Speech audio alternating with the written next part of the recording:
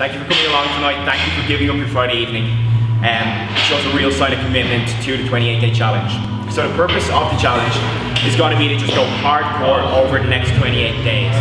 So before we start, the team, myself, James, head dude in charge of picking shit up and putting shit down again. I'm the body.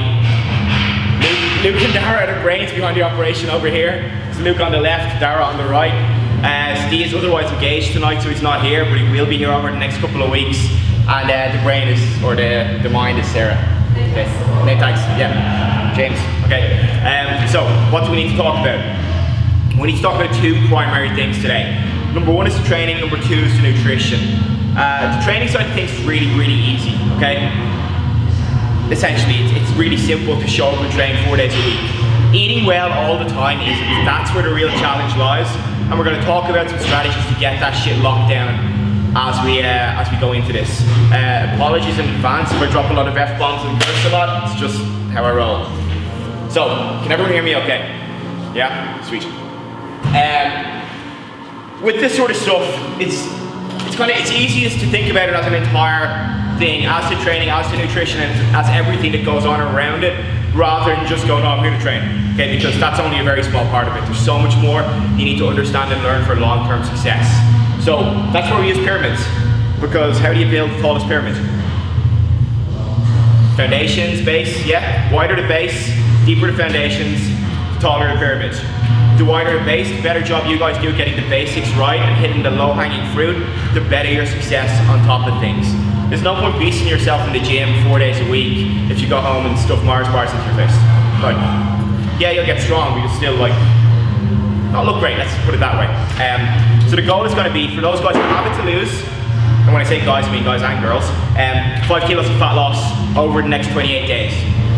The first 28 days are always the easiest in the sense that you'll see the results the fastest. But the real trick is to establish good habits to succeed long term. So, over the 28 days, the first 14 days you're going to see really quick results. The following 14 days is going to taper off a little bit, but it's still going to move faster than you've ever seen before. And it all comes down to how well you tick the boxes and follow the guidelines. So, with regards to what the hell am I talking about with pyramids? At the bottom of everything is your sleep, your recovery, nutrition, and stress management. So, nutrition's in green, we'll come back to that in a second because it's the most important. Sleep is really simple, okay? Does anyone like work shift? Here. Okay. You guys may have it a little bit harder sleeping 8 hours a night. But for everyone else, just fucking sleep 8 hours a night. Like, if you know what your favorite TV show is on Netflix, or you stay up watching movies, you have time to sleep, okay? It's not a priority right now, but I promise you, if you can get your sleep better, your hunger the next day will be less, your recovery will be better, everything will be easier all the way through this. So where possible, make the commitment to sleep at least 8 hours a night, and just look, that's number one, that's the most important basic thing you can do as part of this. Recovery is different to rest, okay? Recovery is actually getting ready for the next training session, because you want to hit, like you're gonna see each one of these workouts 4 times only over the next 28 days, okay? 4 workouts per week, 4 weeks, 4 times. It's the only amount of time you're going to see these workouts. So every single one needs to be hit with 100% intensity to get the results. That means you need to come in fresh, and that means you need to come in recovered. You come in recovered through not sitting on your ass, okay? Rest is sitting down on the couch waiting for the DOMs and the pain to go away. Recovery is going for a walk and stretching. They're two very different things. They're both super important.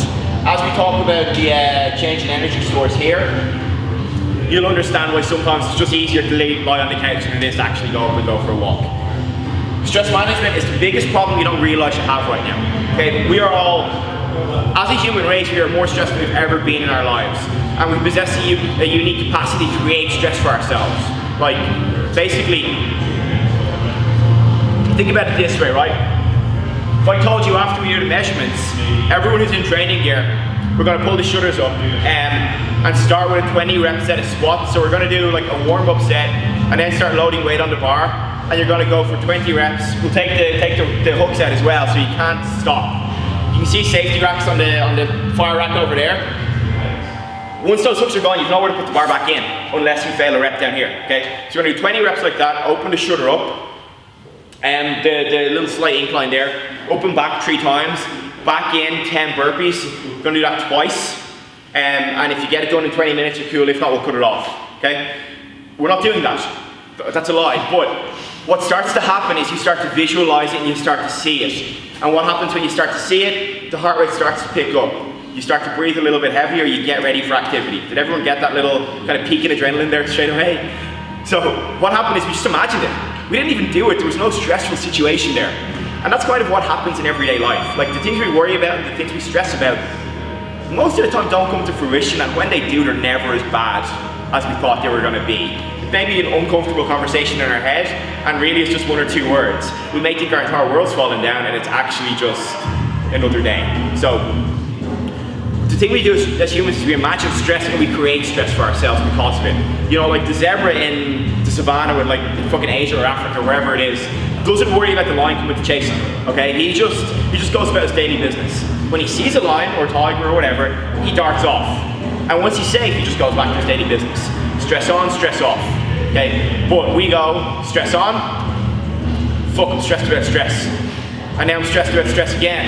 And then my entire world's falling down around me until I punch a wall and put a hole through it. Okay, that's how we respond to stress as humans.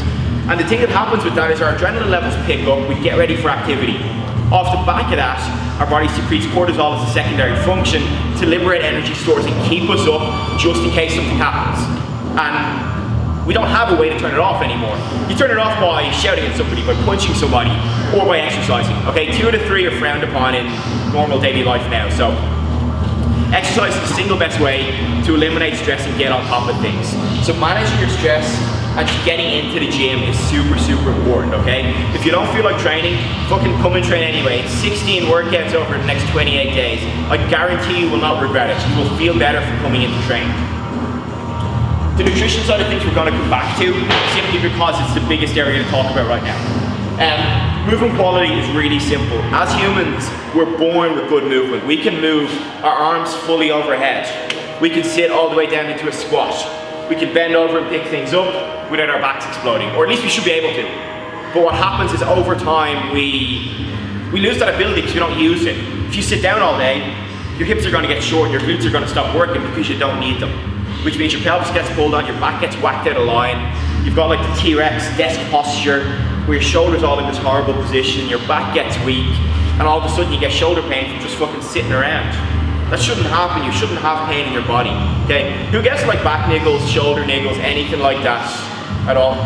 If you don't put your hand up, you're probably a liar, okay? We've all had aches and pains from time to time, okay? And the more we sit down, the more it hurts because we spend time in bad postures for our body, okay? So again, as high as you can, put your hand up if you have it.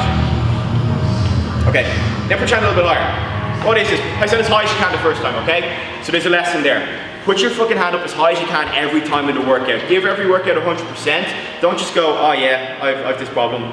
And then when I say go a little bit harder, you go a little bit harder. Okay, come in and hit everything at 100%. So if you have pain, come in and hit the warm-up at 100%. Hit the workouts at 100%. Get your stretching in, get your walks in. It's 28 days, okay? It's not a lot of time. Okay, 16 workouts, it's a very short period of time to get stuff done. It's 16 hours, it's what, 3/4 of a day over the next 28 days. Okay, that's all we're asking for investment-wise, okay? So just come in, go hard, leave it all behind. Don't walk out in 28 days time and go, oh, I wish I'd gone harder, I could have done better, I would have succeeded more, but, okay, there should be no buts at the end of this, guys.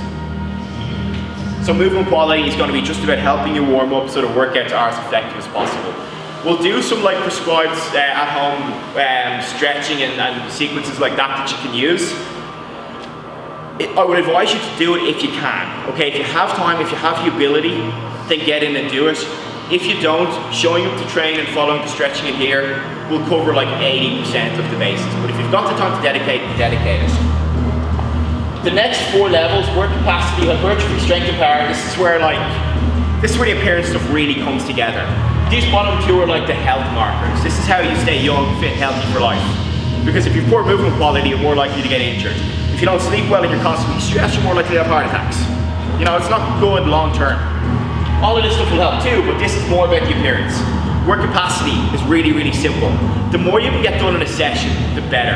So I know Rob's boxed. Has anyone else done martial arts or anything like that before? Okay, so for you guys this will make perfect sense. I think everyone else will understand as well.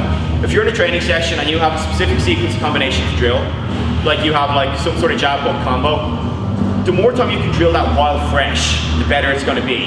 So if you get like 30 good quality like drills in 60 minutes, you'll learn at a rate. If you get 60 in the same 60 minutes and they're all to the same high quality, you'll learn faster and improve faster, right? That makes sense.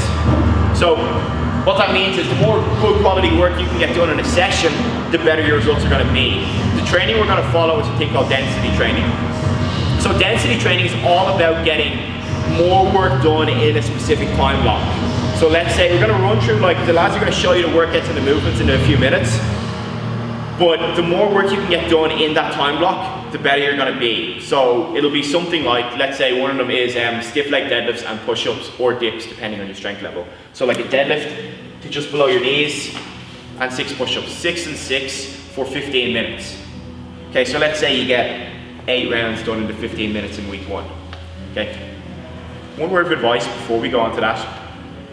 Don't rush out the gate in the first 2 minutes of the workout, because the last 13 minutes is going to be really, really long, okay? If you're going to do anything, take the first half easy and go hard on the second half, rather than going hard on the first half and burning out for the second. You'll very quickly find your pace on this sort of stuff though. So, if you get six push-ups and 6 stiff leg deadlifts done, let's say you use 60 kilos on the stiff legs, and you get 8 rounds done, you've done 48 reps of stiff legs, you've done 48 push-ups, and I don't know what the volume is in deadlift terms, it's, let's call it about 4,000 kilos worth of deadlifting, it's around that. If you then next week went and did 9 rounds, or let's say 10 rounds, okay? 10 rounds of push-ups, 10 rounds of deadlifts, and you did the deadlifts a little bit heavier as well, you've now got 60 push-ups versus 48, you've got 650 kilos worth of deadlift volume versus, 400 odd. You've increased the amount of work, the density of that workload, or the density of that exercise set by a huge amount. Okay, the more you can get done in each session, the better off you're going to be. So we'll progress in 2 ways. We're going to progress the weights, and we're going to progress the volume you get done. If you consider yourself quite out of shape, or you haven't done that kind of upper body, lower body training, it's going to kick you hard. The first workout, Dara's laughing. We've been doing this the last 2 weeks because we wanted to make sure you guys don't die. And it does, it kicks really, really hard. The first round is bad.